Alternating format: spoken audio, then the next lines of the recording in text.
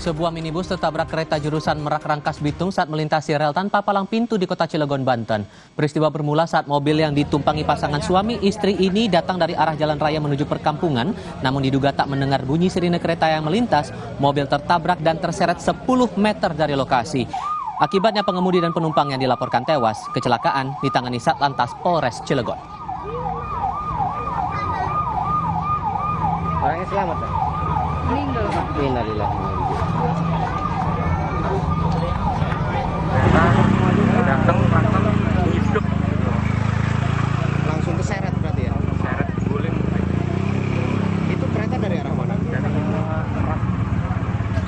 Kondisi penumpang di dalam ada berapa orang? Lalu kondisinya seperti apa? Berdua suami istri. Suami istri.